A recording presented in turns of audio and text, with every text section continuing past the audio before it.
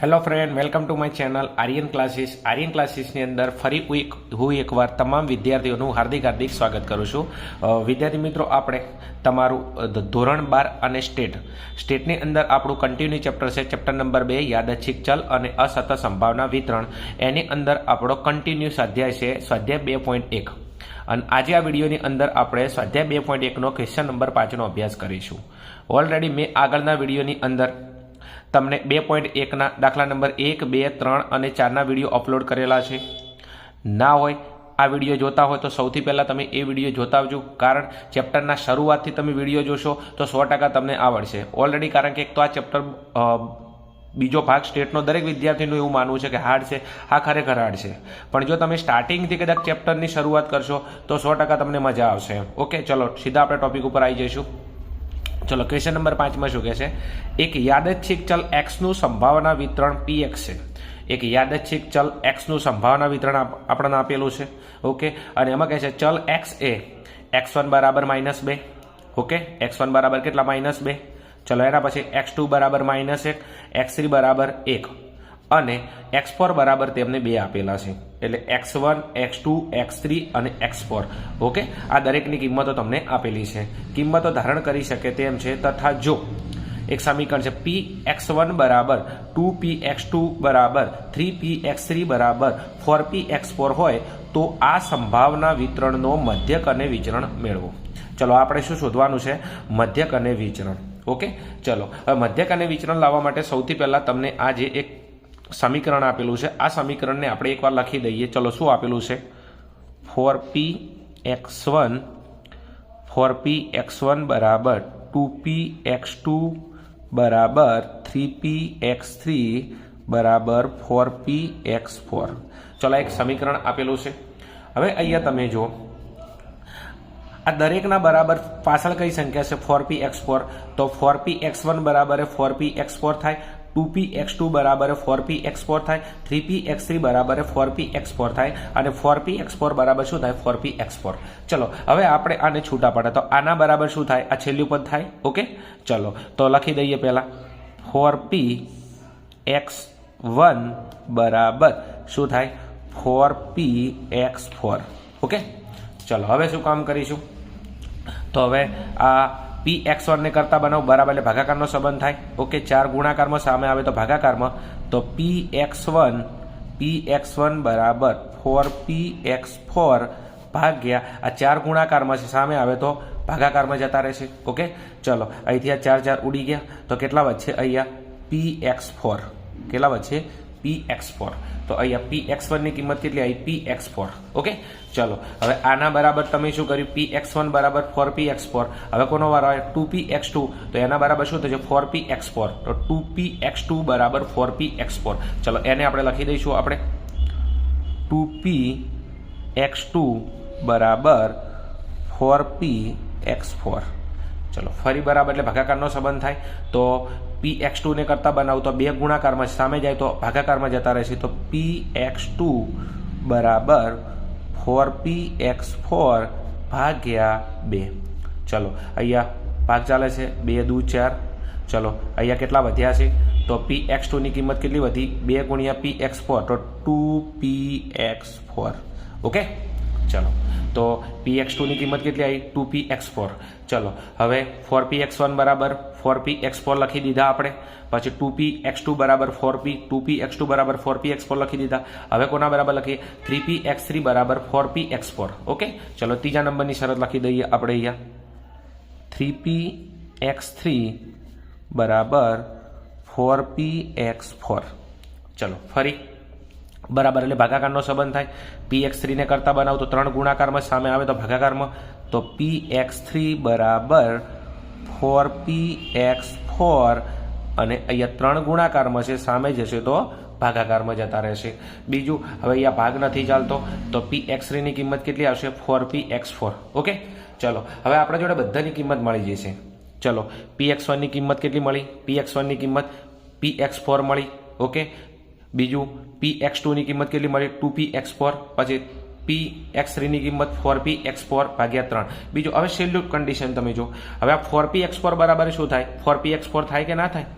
4px4 બરાબર 4px4 થાય તો લાસ્ટની અંદર 4px4 બરાબર શું થાય 4px4 ઓકે ચલો px4 ને કરતા બનાવું તો px4 બરાબર 4px4 અને ભાગ્યા આ 4 ગુણાકારમાં છે આ 4 ગુણાકારમાં સામે આવે તો ભાગાકારમાં 4 ઉડી જાય કેટલા વધશે px4 ઓકે તો px4 ની કિંમત કેટલી વધી px4 ઓકે ચલો હવે આપણે એક કામ કરી લઈએ આપણે આ વિતરણનો શું લાવવો છે મધ્યક અને વિચરણ લાવવું છે શું લાવવું છે મધ્યક અને વિચરણ મધ્યક અને વિચરણ લાવવા માટે સૌથી પહેલા આપણે શું કરવું પડશે તો સૌથી પહેલા એક કામ કરીએ આ દરેકની આપણે જોડે કિંમત જોશે કોની px1 ની કિંમત જોશે ઓકે બીજું px2 ની કિંમત જોશે એના પછી px3 ની કિંમત જોશે એના પછી આપણે જોડે px4 ની કિંમત જોશે બીજું હાલ કિંમત નથી જો ડાયરેક્ટ સમીકરણ સ્વરૂપે કિંમત છે ઓકે ચલો તો હવે દરેકની આપણે કિંમત લાવી છે કિંમત લાવવા માટે અહીંયા આપણે સૂત્ર કયું હતું અસતત સંભાવના વિતરણની અંદર આપણું અસતત સંભાવના વિતરણની અંદર આપણી એક શરત છે એક સૂત્ર છે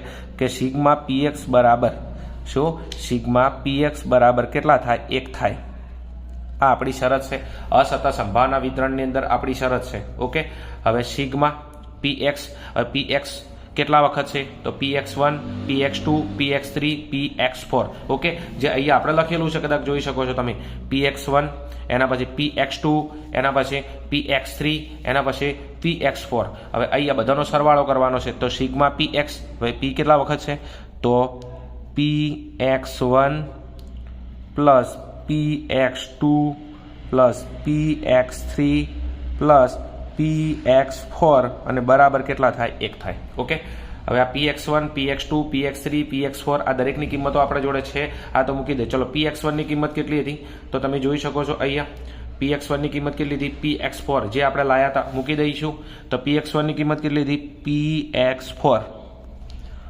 px2 કોની px2 તો અહીંયા તમે જોઈ શકો છો px2 એની કિંમત કેટલી હતી 2px4 એની કિંમત કેટલી છે 2px4 પ્લસ px3 તો અહીંયા લખેલું છે જો px3 એની કેટલી કિંમત કેટલી છે 4px4 ભાગ્યા 3 તો એની કિંમત છે 4px4 ભાગ્યા 3 અને પ્લસ px4 હવે px4 ની કિંમત કેટલી છે px4 તો px4 ની કિંમત છે px4 બરાબર કેટલા છે 1 છે ઓકે હવે તમે જો અહીંયા તમારે લસા કેટલો લેવો પડશે 3 લેવો પડશે તો આખો લસા કેટલો લઈ લઉં 3 લઈ લઉં ઓકે ચલો હવે અહીંયા તમે જો આના નીચે 3 છે તો આના નીચે 3 લાવવાની કોઈ જરૂર નથી હવે આના અને આના નીચે 3 નથી તો નીચે 3 વડે ગુણીશું તો ઉપર કેટલા વડે ગુણીશું 3 વડે તો આને ઉપર 3 વડે ગુણીશું તો 3px4 બીજું આને પણ 3 વડે ગુણીશું નીચે 3 એકા 3 તો ઉપર 3 વડે તો 3 દુ 6px4 ચલો આના નીચે 3 છે તો ગુણવાની કોઈ જરૂર નથી તો 4px4 એમના એમ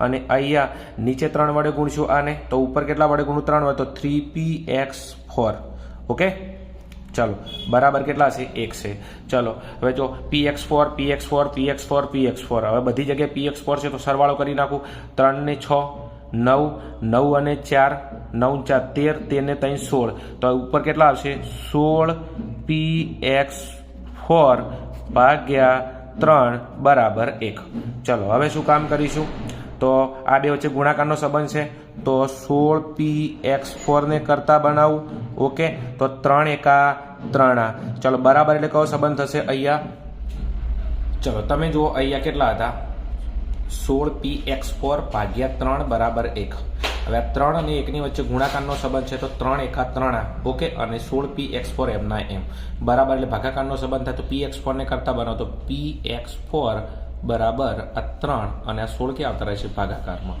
તો બીજું તમે જુઓ આ px4 ની કિંમત કેટલી મળી 3 ભાગ્યા 16 ઓકે હવે જે જગ્યાએ px4 દેખાય ને કેટલા મૂકી દો 13 ભાગ્યા 16 તો હવે આપણે દરેક કિંમતોની અંદર આવતા રહીશું આપણે ચલો ફરી સ્ટાર્ટિંગની કરીએ હવે px1 ની કિંમત કેટલી હતી px4 અને px4 ની કિંમત કેટલી આવી ગઈ વિદ્યાર્થી મિત્રો 3 ભાગ્યા 16 તો હવે સીધું px1 ની કિંમત કેટલી આવી 3 ભાગ્યા 16 ચલો હવે બીજું તમે જો આ px2 ની કિંમત કેટલી હતી 2px4 શું 2px4 હવે x4 ની કિંમત કેટલી આવી ગઈ આપણા જોડે હવે સીધા px4 આની કિંમત આપણા જોડે કેટલી છે 3 ભાગ્યા 16 છે કેટલી છે 3 ભાગ્યા 16 છે કોની કિંમત px4 ની કિંમત. હવે દરેક જગ્યાએ કોની કિંમત મૂકી દો, px4 ની કિંમત મૂકી દઈએ. તો તમે જો px1 બરાબર કેટલા હતા, px4. તો px4 બરાબર કેટલા છે, 3/16. ચલો એના પછી px2 બરાબર કેટલા છે, 2px4. હવે અહીંયા px4 ની કિંમત કેટલી છે, 3/16 છે. તો અહીંયા મૂકી દો 2 ગુણ્યા px4 કેટલો છે, 3/16. બીજું દરેકના નીચે 16 લાવવાના છે. તો અહીંયા ઉડાડતા ને 8 દુ 16 એમ. ચલો 3 દુ 6 છેદ સરખા લાવવાના છે એટલા માટે. ચલો એના પછી અહીંયા શું હતું, 3px3 બરાબર 4px4/3. ચલો હવે આપણા જોડે અહીંયા px4 ની કિંમત છે તો 4 ગુણ્યા આ px4 કેટલો છે આપણા જોડે, 3/16. ઓકે. ચલો બીજું હવે ખાસ વસ્તુ તમને કહી દઉં, આ 3ના નીચે કેટલા હોય, 1 હોય કે ના હોય, 1 હોય. ઓકે. હવે આ આખું પછી શેમાં છે, ભાગાકારમાંથી ગુણાકારમાં લઈ તો 1 ક્યાં જશે, ઉપર ને 3 ક્યાં આવશે, નીચે. તો 1 ક્યાં જશે, ઉપર ને 3 ક્યાં આવશે, નીચે. તો અહીંયા 3 3 ઉડી ગયા. ઓકે. ઉપર કેટલા વધ્યા, 4 એકા 4. ઓકે. અને નીચે કેટલા વધ્યા, 16. ખબર પડી કે ના પડી. આ px4 ની કિંમત મેં કેટલી મૂકી, અહીંયા 3/16 મૂકી દીધા. આ આખું પછી એમાં છે ભાગાકારમાં. ભાગાકાર જ્યારે ગુણાકારમાં જાય તો એના ક્રમ ઉલટો, 1 જશે ઉપર ને 3 આવશે નીચે, 3 3 ઉડી જાય તો ઉપર 4/16. ચલો હવે એના પછી નેક્સ્ટ છે px4 બરાબર શું છે, px4. તો px4 બરાબર px4 છે. તો px4 ની કિંમત આપણને ખબર છે કેટલી છે, 3/16. કેટલી છે, 3/16. હવે વિદ્યાર્થી મિત્રો આવતા રહો. હવે દરેક કિંમત આપણે જોડે આવી ગઈ છે. px1 ની કિંમત કેટલી છે, 3/16. px2 ની કિંમત કેટલી છે, 6/16. px3 ની કિંમત કેટલી છે, 4/16. અને px4 ની કિંમત કેટલી છે, 3/16. હવે અહીંયા ટોપિકની અંદર આવતા રહેજો, મુખ્ય દાખલાની અંદર. હવે આપણે મધ્યક અને વિચરણ લાવવાનું છે. ઓકે. હવે તમે જો આ x1 બરાબર કેટલા છે, -2, x2 બરાબર -1, x3 બરાબર 1 છે અને x2 બરાબર 2 છે. ઓકે. હવે આપણે મધ્યક અને વિચરણ લાવવાનું છે. તો કોષ્ટકની અંદર અહીંયા લખી દઈશું આપણે. ચલો પહેલા શું લખશો, p કૌંસમાં x બરાબર x. ચલો હવે x1 ની કિંમત કેટલી છે, -2. તો અહીંયા -2. x2 ની કિંમત કેટલી છે, -1. તો અહીંયા લખી દો -1. ચલો એના પછી x3 ની કિંમત કેટલી છે, 1 છે. ઓકે. ચલો અને છેલ્લે તમારે કોની કિંમત છે, x4 ની કિંમત કેટલી છે, 2 છે. કેટલી છે, 2 છે. ઓકે. ચલો હવે અહીંયા એની સંભાવના, એની શું છે, સંભાવના. બીજું હવે તમે જો આ દરેકની સંભાવના આપણે લાયા, x1 ની સંભાવના આપણે લાયા, x2 ની લાયા, x3 ની લાયા અને x4 ની સંભાવના લાયા છે. ઓકે. હવે x1 x2 x3 x4 આ દરેકની સંભાવના આપણે જોડે છે. ઓકે. એને આપણે મૂકી દઈશું જે આપણે અહીંયા ખબર છે. ચલો અહીંયા x1 ની સંભાવના કેટલી હતી જોઈ શકો છો તમે. x1 ની સંભાવના કેટલી હતી, px1. ઓકે. એની સંભાવના કેટલી, 3/16. તો એની જગ્યાએ મૂકી દઈશું કેટલા, 3/16. ચલો x2 ની સંભાવના કેટલી હતી, x2 ની સંભાવના તમે જોઈ શકો છો, px2 ની સંભાવના કેટલી છે, 100/16. તો એની જગ્યાએ મૂકી દઉં 100/16. ચલો એના પછી નેક્સ્ટ px3 ની સંભાવના આપણે લાયા. ઓકે. કોની, px3 ની સંભાવના અહીંયા તમે જોઈ શકો છો કેટલી છે, px3 ની સંભાવના 4/16. તો એની સંભાવના કેટલી હતી, 4/16. તો અહીંયા મૂકી દઉં 4/16. ચલો એના પછી નેક્સ્ટ px4 કેટલા, px4 એની સંભાવના કેટલી છે, અહીંયા 3/16. તો એની જગ્યાએ મૂકી દો કેટલા, 3/16. ઓકે. આ દરેકની સંભાવના મૂકી દીધી છે. ચલો હવે આપણે મધ્યક અને વિચરણ લાવવું છે. શું લાવવું છે, મધ્યક અને વિચરણ. તો હવે મધ્યક માટેનું ત્રીજું કોલમ આવશે px into px. ઓકે. ત્રીજું કોલમ કયું આવશે, x into px. મધ્યક લાવવો છે તો તમે x ને px વડે ગુણી નાખો. તો આ રહ્યો x એને px વડે ગુણી નાખો તો 3 દુ 6 -6 ભાગ્યા અહીંયા 16 છે, 6/16. ચલો અહીંયા 6 એકા 6 -6/16. ચલો હવે અહીંયા 4 એકા 4. ચલો 4/16 અને 3 દુ 6 6/16. ચલો હવે અહીંયાનો સરવાળો કરી નાખો તો સિગ્મા x into px. ચલો એનો સરવાળો લાવવો છે તો માઇનસવાળી સંખ્યા જુઓ કેટલી છે, 12 છે. અને અહીંયા પ્લસવાળી સંખ્યા કેટલી છે, 10. તો 12માંથી 10 બાદ કરી નાખીશું. ઓકે.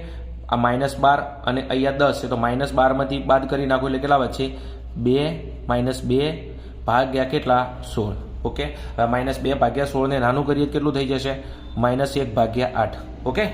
ચલો હવે બીજું આપણે વિચરણ પણ માંગ્યું છે તો વિચરણ માટેનું કોષ્ટક કોલમ થશે x into px. કયું, x2 into px. ચલો અહીંયા એક્સ ઇન્ટુ પીએક્સ, અહીંયા શું છે એક્સ સ્ક્વેર ઇન્ટુ પીએક્સ. હવે એક્સ સ્ક્વેર ઇન્ટુ પીએક્સનો મતલબ શું થાય? તો એક્સનો વર્ગ કરવાનો અને એને પીએક્સ વડે ગુણવાનો. તો આ જે એક્સ હતો એનો વર્ગ કરી એને કોના વડે ગુણવાનો? પીએક્સ વડે. ચલો 2 નો વર્ગ 4 માઇનસ માઇનસ પ્લસ, ઓકે, અને 4 તરી 12, તો 12/16. ચલો એના પછી 1 નો વર્ગ 1 માઇનસ માઇનસ પ્લસ અને 1 સંગ 6/16. ચલો 1 નો વર્ગ 1 અને 1 ચોક 4, તો 4/16. ચલો અહીંયા 2 નો વર્ગ 4, ઓકે, અને 4 તરી 12, તો અહીંયા 12/16. મેં નવું કશું નથી કે એક્સ સ્ક્વેર, કે આ એક્સનો વર્ગ કર્યો છે આ સંખ્યાનો અને એને કોના વડે ગુણ્યો છે? પીએક્સ વડે, તો એને પીએક્સ વડે ગુણી નાખ્યો છે. ચલો હવે નેક્સ્ટ અહીંયા લખી દો sigma x square into PX. હવે એનો સરવાળાની જરૂર પડશે. ચલો 12 ને 100 18, 18 ને 4 22, 22 અને 2 24, 24 અને 10 એટલે કેટલા? 1 મિનિટ, 12 ને 100 18, 18 ને 4 22, 22 ને 2 24, 24 અને 10 એટલે 34. તો 34/16. કેટલા? 34/16. ચલો હવે આને 2 વડે ભાગ ચાલે છે, ઓકે, તો ઉપર નીચે 2 વડે, તો અહીંયા કેટલા વધશે? 17 અને અહીંયા કેટલા વધશે? અહીંયા 8, ઓકે. તો અહીંયા જવાબ કેટલો આવશે? તમારો જવાબ આવશે 17/8. કેટલો આવશે? 17/8. ચલો હવે આપણે શું લાવવો છે? મધ્યક લાવવો છે. શું લાવવો છે? મધ્યક લાવવો છે. તો મધ્યક મ્યુ બરાબર એનું સૂત્ર છે સિગ્મા એક્સ ઇન્ટુ પીએક્સ. શું છે? Sigma x into PX. હવે સિગ્મા એક્સ ઇન્ટુ પીએક્સ કેટલો છે? -1/8. તો -1/8 આ આપણો જવાબ. બીજું, જ્યારે પણ તમે અસતત સંભાવના વિતરણનો મધ્યક અને વિચરણ ગણતા હોય ત્યારે હંમેશા તમારે કોષ્ટકનો ઉપયોગ કરવાનો. તમને ચોપડીની અંદર કઈ રીતના આપેલું, તમારા સ્કૂલમાં કઈ રીતના ભણાવ્યું, ટ્યુશનમાં મને નથી ખબર, પણ જ્યારે અસતત સંભાવના વિતરણનો મધ્યક અને વિચરણ શોધવું તો હંમેશા કોષ્ટકનો ઉપયોગ કરવાનો, ઓકે. ચલો મધ્યકનું સૂત્ર છે એક્સ ઇન્ટુ પીએક્સ અને એક્સ ઇન્ટુ પીએક્સ કેટલો છે? -1/8. ચલો એના પછી આપણે લાવવું છે વિચરણ. શું લાવવું છે? વિચરણ. હવે વિચરણને કહેવાય છે સિગ્માનો સ્ક્વેર. શું કહેવાય છે? સિગ્માનો સ્ક્વેર. એનું સૂત્ર છે sigma x square minus sigma x અને કૌંસ બહાર સ્ક્વેર. ચલો આ સિગ્મા એક્સનો સ્ક્વેર, તો સિગ્મા એક્સનો સ્ક્વેર સીધો કેટલો છે? અહીંયા 17/8 દેખાય છે. સિગ્મા એક્સ સ્ક્વેર એટલે સિગ્મા એક્સ સ્ક્વેર 17/8, તો અહીંયા કેટલા મૂકી દઉં? 17/8, ઓકે.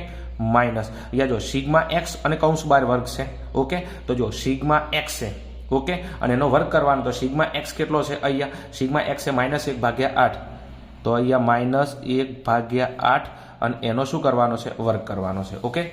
ચલો હવે 17/8 એમના એમ. ચલો અહીંયા 1 નો વર્ગ 1 અને માઇનસ માઇનસ પ્લસ, આ -1/8 છે, ઓકે. અને અહીંયા 8 નો વર્ગ કેટલો થશે? તો 8 નો વર્ગ થશે કેટલો? 64. ઈઠ્યું 64, ઓકે. આ 17/8 એમના એમ. અહીંયા 1 નો વર્ગ થાય, 8 નો વર્ગ થાય, 1 નો વર્ગ કેટલો? 1, ઓકે. ચલો અને 8 નો વર્ગ થાય 64 અને બીજું ઘાત બેકી તો માઇનસ માઇનસ શું થઈ જશે? પ્લસ થઈ જશે, ઓકે. ચલો હવે અહીંયા લસા લઈ લઈએ. લસા એટલે મોટી સંખ્યા કેટલી છે? 64. મોટી સંખ્યા 64. હવે 8 ને કેટલા વડે ગુણું તો 64 હોય, અને નીચે 8 વડે, ઈઠ્યું 64, તો ઉપર 17 ને કેટલા વડે ગુણું? 8 વડે. સમજાય છે?